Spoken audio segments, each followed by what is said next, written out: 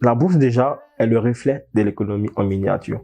Parce que sur le marché financier, vous avez tous les secteurs d'activité économique qui y sont. Voilà. La bourse, c'est aussi la sélection. Parce que c'est pas tout le monde qui peut être en bourse. Donc, pour investir en bourse, il y a déjà des étapes à franchir. On parle déjà de marché réglementé. Troisième chose, la bourse joue un rôle important dans le développement économique d'une nation et de l'enrichissement de la population. C'est à la fois un instrument citoyen, mais aussi un instrument de gouvernance et un instrument de développement. Pour l'État, la bourse est un système par lequel l'État arrive à faire financer son budget étatique. Première approche. Ensuite, les populations, il s'agit pour nous d'être actionnaires dans un premier temps, dans les entreprises qui génèrent la richesse pour notre pays. C'est avant tout, c'est là la bourse. Il s'agit de participer en fait au développement économique de son pays en étant actionnaire dans une société. Évidemment, lorsqu'on est actionnaire et qu'on injecte notre argent, en retour, nous gagnons quelque chose. Et ce qu'on appelle dans le jargon le dividende, le retour sur investissement. La bourse, au-delà de cela aussi, est un marché qui nous garantit des revenus importants sur le long terme. Il n'y a aucune richesse dans ce monde qui ne soit située en dehors du système financier. Ça n'existe même pas du tout. Que ce soit les grandes entreprises qui ont commencé toutes petites, que ce soit les États, et tout le monde se retrouve là. C'est le système, c'est le grenier de la finance, c'est le grenier de la finance qu'on appelle le marché des capitaux. Donc, il est important pour tout citoyen de considérer l'investissement financier comme étant un investissement sacro-saint. Un citoyen, le choix d'épargner dans les produits monétaires ou les produits financiers, pour moi, se pose pas véritablement. Lorsque nous épargnons, par exemple, en banque, selon la loi bancaire, nous percevons un retour sur investissement allant jusqu'à 3,5%. Alors, allons-nous comprendre c'est quoi ces 3,5% de retour sur investissement rémunéré sur le compte d'épargne.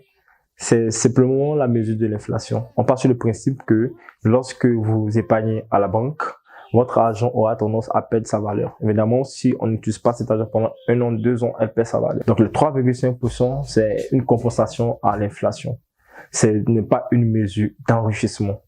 Conséquence, il faut investir en bourse. Il faut investir en bourse parce que en bourse, les actifs prennent de la hauteur et de la valeur parce que nous sommes dans l'actionnariat de l'entreprise.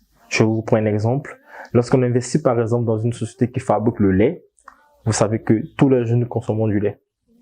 Et donc, notre argent se valorise dans cette société-là. Et comme nous sommes actionnaires, à la fin de l'exercice, nous sommes payés relativement aux actions détenues dans cette société. C'est toute la magie de la bourse. Donc, nous sommes à la fois consommateurs dans cette société, mais aussi investisseurs et nous profitons de la richesse. Et sur le long terme, la bourse nous garantit des rendements allant à 300, 400, 500, près de 1000%. Et les témoignages en matière sont énormes. Et nous avons une expérience à eux, c'est des preuves de mon expérience. Et moi, je me rappelle, sans faire de publicité, avoir acheté l'action de Bolloré à 23 000 francs CFA. Aujourd'hui, l'action pèse plus de 200, 300 000 francs CFA. C'est énorme comme retour sur investissement auquel on pourrait s'attendre. Bien, c'est important déjà pour les Ivoiriens de s'intéresser à la bourse. Et je parlerai pas forcément d'Ivoiriens, mais je parlerai même de tout Africain. Vous savez, le déterminisme commun de notre pauvreté en Afrique, au-delà du manque d'éducation et tout ceci, en fait, c'est le faible taux d'actionnariat. Vous voyez, l'Afrique regorge à peu près 23 marchés financiers sur le continent. Seulement, tous ces marchés financiers pèsent pour à peu près 5% d'actifs dans le marché global international. Et vous voyez, 5%, ça ne représente pas grand-chose. Conséquence, nous avons déjà une observation sur le retour de sur le retour des indicateurs économiques dans chaque pays d'Afrique. En Côte d'Ivoire, par exemple, nous avons la chance d'avoir un marché financier qui, je me rappelle, en 2009 pesait à peu près 3 000 milliards de francs CFA pour à peu près 39 sociétés cotées en bourse. Mais aujourd'hui, avec l'avènement des nouvelles introductions qui sont passées à peu près 41 entreprises cotées en bourse, mais le niveau d'actionnariat est toujours marginalisé. À peu près 1,5% d'Ivoiriens investissent en bourse. Mais la bourse nous garantit de fortes richesses. Le marché financier de la BVM a connu une forte croissance en 2015. En 2015, la première place africaine. Mais il y a à peu près 1% d'Ivoiriens qui a profité de cette richesse, ce qui est inacceptable. Donc, nous encourageons de ce fait les moyens à s'intéresser à l'actionnariat des entreprises en bourse. Il s'agit de leurs entreprises. Il s'agit d'entreprises qui animent leur économie. Évidemment que tous les Ivoiriens peuvent investir en bourse. La bourse n'est pas faite pour une espèce d'individu, une catégorie de personnes. La bourse est faite pour tout le monde. D'ailleurs, on parle d'actionnariat populaire. Voilà. Donc, la bourse est accessible à tout le monde. Il y a une théorie selon laquelle la bourse serait réservée pour les gens qui étaient riches. Je vais un peu m'inscrire en faux selon cette assertion. Pourquoi? Parce que lorsqu'on regarde un peu l'histoire, la finance a toujours intéressé l'élite. Donc l'élite est toujours venue vers la finance. Et la masse générale que nous sommes, en fait, n'avons pas forcément eu le regard qu'il fallait sur le marché financier, sur le système financier. Mais aujourd'hui, avec le développement de la technologie et la communication qui va très vite, l'information passe. Donc la bourse est accessible. C'est un marché réglementé. Voilà. Dès l'instant où vous avez une petite économie, vous pouvez tenter l'aventure en bourse. Nous l'avons fait il y a de cela 9 ans. C'était une expérience hyper riche, hyper solide, à la fois en expérience, mais aussi en gain. Voilà. Et comme j'ai eu à le dire dans l'une des questions préliminaires, la bourse nous garantit des ressources stables, viables, sur de long terme. Parce que lorsqu'on investit en bourse, ben, on est dans l'actionnariat de l'entreprise, on est partie prenante dans son développement. Voilà. Donc, on a la chance d'avoir la BRVM ici en Côte d'Ivoire. Mais les Ivoiriens passent toujours devant cette institution. Personne ne s'arrête pour comprendre ce qui se passe. Pourtant, le marché financier, encore une fois de plus, demain ira sur le grenier de la finance. Donc, il est important que les Ivoiriens viennent en bourse. Que nous soyons lettrés ou pas lettrés. Dès l'instant où on a le sens des affaires, dès l'instant où on veut s'enrichir, dès l'instant où on veut changer son cas de vie, il faut s'intéresser au marché financier. Par la suite, nous sommes une société beaucoup conservatrice de nos valeurs. Donc, la peur, la défiance, perdre son argent et tout ceci, en fait, ont entretenu une espèce je dirais, de cacophonie, en fait, dans l'esprit de beaucoup de personnes, si bien qu'aujourd'hui, la plupart des individus veulent pas aller en bourse. Toutes ces conceptions sont erronées. La bourse est un marché normal, un marché réglementé.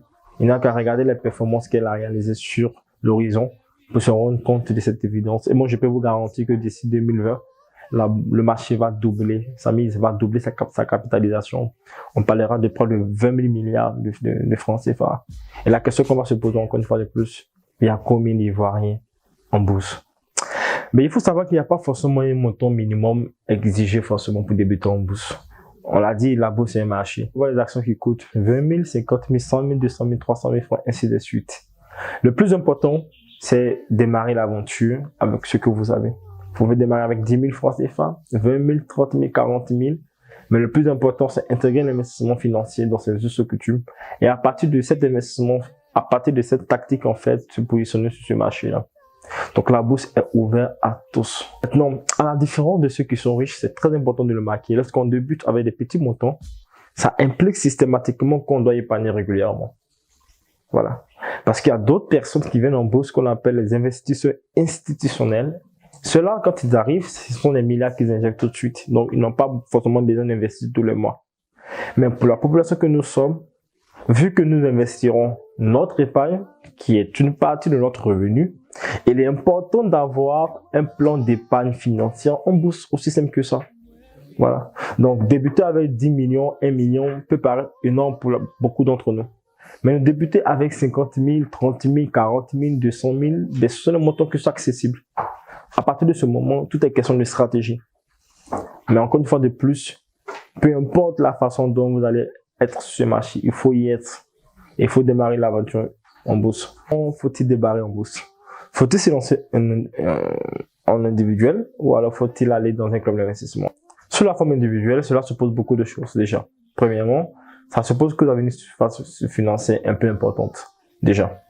Deuxièmement, ça suppose que vous avez une activité qui vous garantit en fait un revenu avec lequel vous allez pouvoir investir tout le temps. Voilà. Alors en général, ceux qui sont beaucoup riches investissent seuls. Maintenant, pour le commun des mortels que nous sommes, il est beaucoup plus simple pour nous et aisé pour nous de mettre en union nos actifs. Donc, le club d'investissement a tout son sens à partir de ce moment-là. Dans le club d'investissement, non seulement on épargne ensemble, on mutualise l'investissement, on s'éduque on se forme, on apprend et on décide ensemble. À mon sens, ça n'a pas meilleure manière de démarrer en bourse que par un investissement. Nous, on parle de la finance pour tous. C'est très, très important. Évidemment, quand on parle de finance, on fait tout de suite allusion aux personnes qui ont reçu une éducation, voilà, dans le domaine et qui exercent aussi le métier de la finance. Malheureusement, cette appréhension, à notre sens, doit être erronée. Parce que dès l'instant où on est agent économique dans un état donné, on a donc accès aux services financiers. Il est important de comprendre la méthode des services financiers là.